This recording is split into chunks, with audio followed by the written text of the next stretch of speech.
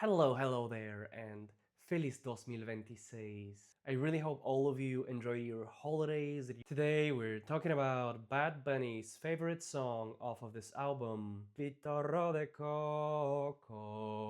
Regardless of whether you're looking for Spanish lessons for beginners or you're more advanced in your Spanish learning journey, this video has something for you. In this series, made with the student of Spanish in mind, we're going to be translating lyrics and breaking them down to explain interesting vocabulary and grammar points. Each time we introduce a point, I am going to place it on its estimated level on the Common European Framework of Reference based on my personal experience with Spanish and Instituto Cervantes curriculum plan. I know some of you won't be entirely sure what is this framework, so I made this video over here as a speed introduction, what the framework is and how you can use it. Basically, it will help you assess which concepts it's best to focus on now and which concepts you will be fine with just recognizing and studying later. Just a few quick disclaimers. These videos are going to be focusing on the language aspect. Culture is also very crucial to Bad Bunny's music, especially in PIToRRO De Coco, as it's inspired by Puerto Rican Christmas carols. Unfortunately, culture is outside the scope of these videos, and I'm also not an expert in culture, so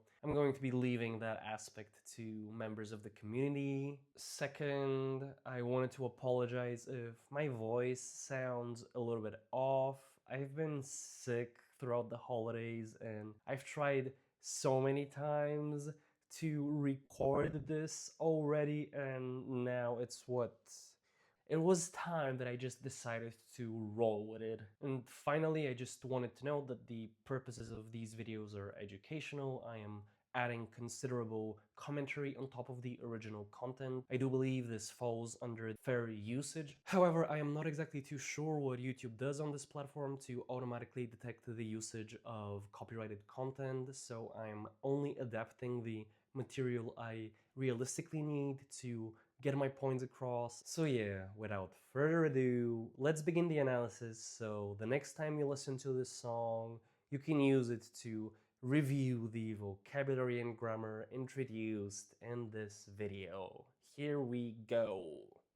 Otra Navidad en la que te pedí, otra Navidad que no está aquí. Our first point is the usage of relative pronouns, the purpose of which is to join two references to the same noun, as in this sentence that I just said.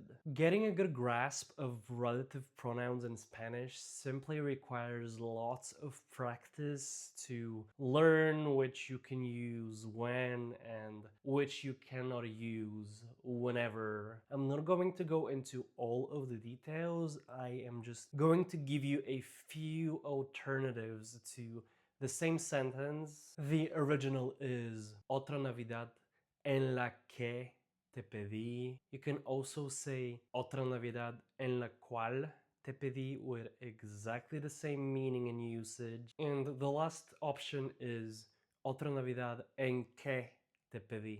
It is generally allowed to drop the definite article after a preposition and before the que in the relative pronoun if what the pronoun is referring to is an inanimate object, as in this case, Otra Navidad. Feliz año nuevo, pero no tan feliz. Te dieron un beso a las 12 y no fui yo quien te lo di. This is a construction that you're going to learn very early on your Spanish learning journey, but it's still good to occasionally review to not make a fool of yourself. When telling the time, at what time something happens, the construction to use is a, la or las, and the hour. We use la with uno and las with all the other hours.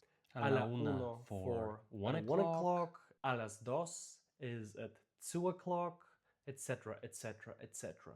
Hace un año que yo estuve ahí. Hace un año que yo estuve ahí. To say that it's been a certain amount of time since something happened, you use the following construction: hace time que, where hace is the third person singular present tense form of hacer, to do, to make. Hace un año que something something. It's been a year since something something. You get it. Hace un año tu primer abrazo fue solo para mí. Unlike most other adjectives, ordinal numbers like first, second, third, etc. go before the noun. Also, I would like you to pay attention to primer and primero, which are commonly confused. They are not interchangeable. So you use primer before other nouns, and you use primero when it's on its own. Firstly or at first is primero and en primer lugar, but not en primero lugar. Me tenía en la nube y como rayo caí ahora. Estar en las nubes is a rather common idiom that is used throughout the Spanish-speaking world, so I recommend learning it no matter what level you're currently at. It basically means to be on cloud nine. Exact same usage and connotations. Ni una llamada, ni un solo mensaje, mi brother me la montan, dicen que estoy en un viaje. This next idiom, montársela, on the other hand, is mostly restricted in its usage to Puerto Rico and Colombia. It should not be confused with montárselo, which is common for the whole Spanish-speaking world and means something that I will just leave to your imagination. You can guess. Montársela means to mess with somebody, to pester them, make jokes at their expense. And the way that it's conjugated here, ellos me la montan, they are messing with me. Son las 12:04, ya estoy bien loco, llorando y bebiendo PIToRRO de coco. We're coming across so many regional words, and there's another one in the title of the song, PIToRRO. PIToRRO is exclusive to Puerto Rico and the Dominican Republic. It's moonshine rum. It's rum that is made in somebody's basement covertly and often illegally. It has an alcoholic content much higher than the rum that is typically sold in the supermarket. It's generally low quality. Sometimes fruit is added to sweeten it further, like cocoa, coconut. And it's most commonly served at Christmas and New Year celebrations. Que me trajo abuelo pa' que vacilara, no pa' que por un cuero a las 12 llorara.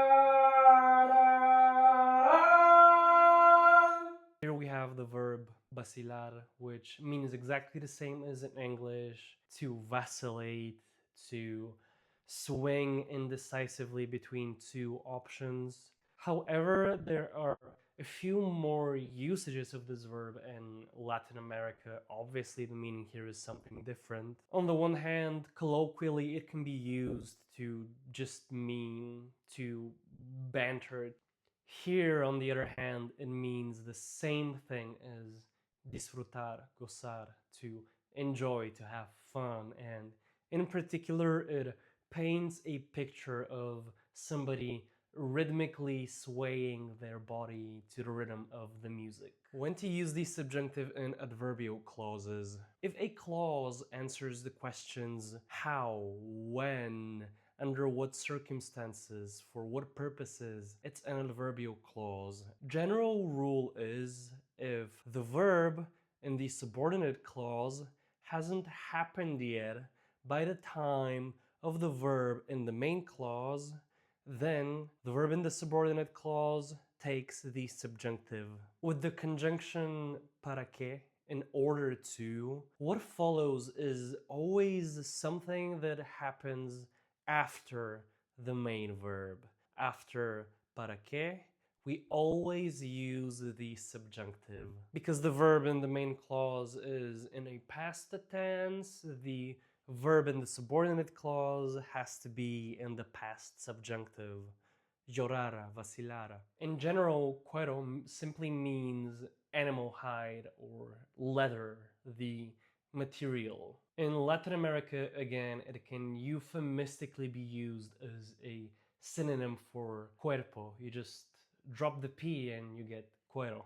Furthermore, throughout Latin America, cuero also means a physically attractive woman. However, you should note that the connotations of this word vary drastically from one country to the other. Specifically, in Ecuador, the Dominican Republic, and Puerto Rico, cuero means a prostitute, and even more specifically, in Puerto Rico, an older prostitute. So you can see how here this word is used in a dehumanizing manner. Te pedí pa los reyes y pa Santa Claus, los reyes picharon y Santa nunca llegó. We're coming across even more regional vocabulary. Pichar comes from the English to pitch, and it means exactly that in the context of baseball. However, basically every Latin American country has its own additional meaning for this verb. In Puerto Rico, it simply means to ignore somebody, to flake on somebody. Pay attention when to use double negation with nunca and when to avoid it. If nunca is before the verb, then you don't need the double negation. If it comes after the verb, then you have to use double negation. Nunca llegó, no llegó nunca. Si tú no estás aquí fue que así quiso Dios. In general, querer is one of those pesky verbs that changes its meaning depending on which past tense you put it in. For example, quería is I wanted, but quise is I tried. You see the difference? But sometimes when it doesn't really make a difference, you can break the rules. This is rather complicated to explain, so just take it as an exception and understand there is a lot more nuance that goes into this than what textbooks generally explain. Siempre supe que era mala, no te creas que soy ciego. Se lava los ojos y te besaba de nuevo. Saber is another one of these verbs. In general, sabía means I knew, and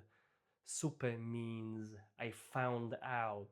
There's an element of surprise, discovering something new when you're using it in the preterite. But again, this rule doesn't really apply here because based on the context, both forms can be used interchangeably. Kind of.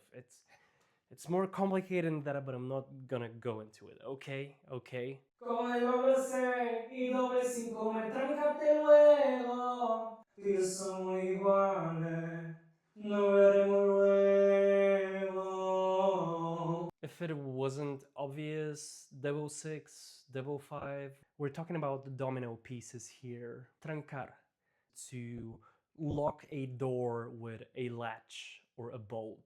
However, in the context of games in Puerto Rico, this word has a more specific meaning: to force a stalemate. Within the context of the song, this is an allegory for this girl blocking Benito from making any sort of action that he wants. Oh, oh, oh, ojalá conozca otra como tú.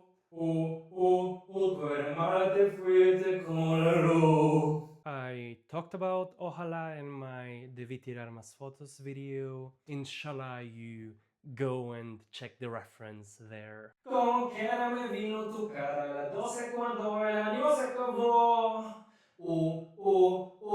Y me dolió. And as our last point in this this video, como quiera means anyhow, any which way. In general, all of the adverbs that end in quiera, like como quiera, donde quiera, cuando quiera, belong to a higher, more educated register of speech. They can come off as kind of posh, if you will.